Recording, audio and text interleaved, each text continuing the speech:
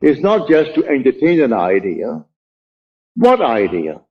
The idea must produce in you this feeling, which is a sensation, but it must be a feeling. What would the feeling be like if it were true? You dwell upon that until you catch that feeling. As Churchill said, that the mood determines the fortunes of people, rather than the fortunes, the mood. The mood precedes the fortune. So what would you want in this world? Well, contemplate it. What would the feeling be like if you had it? What would it be like if it were true? You can do it. There is no flower in your hand, but you can feel the soft velvet feeling of a rose. You can smell a rose, though it's not physically present. Try it. Try all these things with the inner man. And when you can actually feel it, so that you raise your imagination to the point of sensation, to vision, then the whole thing is done. It's done in a way you do not know it's going to happen. So tonight you want a bigger job, you want more money in this world, you want, and you name it. Well, then it may be a thief who is going to aid you in the getting, without knowing he's doing it. Don't judge him, don't condemn him, just simply you go forward knowing that I have ways and means that the physical man knows not of. My ways, the inner man's ways, are past finding out. And you simply go forward in the assumption that you have already achieved what now is only a wish as far as the world is concerned. But you enter into the wish as though the wish is already fulfilled. So tonight is a practical night. Do you know this night what you want? Really what you want? Do what I did when I was locked out completely from marrying the girl I wanted to marry. I simply assumed that she slept there, I slept here, and I went sound asleep, and in 1 week, my wife did an act which certainly I must forgive. In the eyes of the world, she is condemned for taking what she did not pay for. And yet, because of that act, I got my freedom. Then who is the culprit? Am I not? If there's any culprit, I am. If there is any culprit in this world, it is God. There is nothing but God. God is doing all in this world. He created everything in this world. And so if in me, he is the second man, and the second man is my imagination, and that is God. For man is all imagination, and God is man, and exists in us, and we in him. The eternal body of man is the imagination, and that is God himself.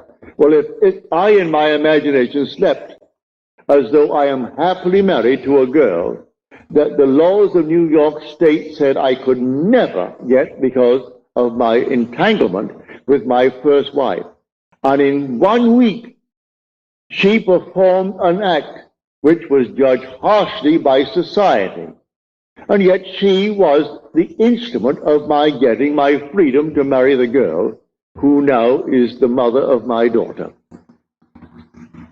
So how can I blame her who performed that act? She was in a state, and who did it? I did it. I did it by simply assuming that I was free and happily married to a girl that the state of New York said I could never marry because of the ancient laws that restricted my desire to get freedom in that state. So you forgive everyone in this world. They're all playing their part. So in my own case, I have seen thieves.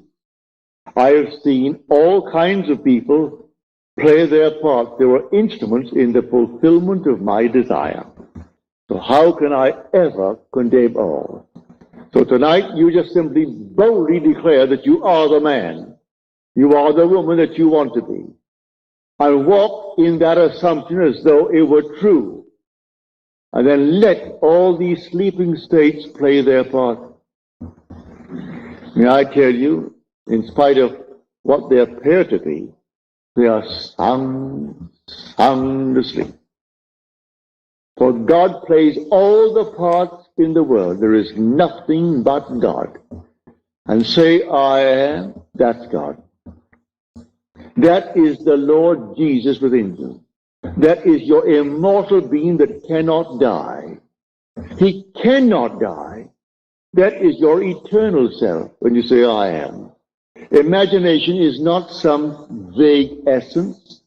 It is a body, a reality, an infinite body that is so perfect when it's awakened, that in its presence everything is made perfect. But while it is awakening, it exercises that power and draws into its world everyone that can play the part for its fulfillment of its dream.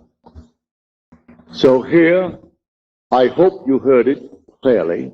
I hope I've made it as clear as I can, because tonight should be a very practical night. That you will go out knowing who you are. You are a dual being. But the first man is of the dust, and to dust he returns.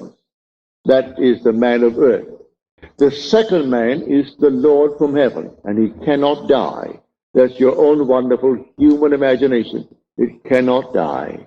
But it sleeps. It sleeps embodied in this tomb. And one day it will awaken. As I've told you in the past, the symbolism of Scripture will surround you. It's perfect. It is true. Everything told you in Scripture as to his birth, you are going to experience. And then your imagination awakens. And you trust no one but it. Only this being within you do you really worship.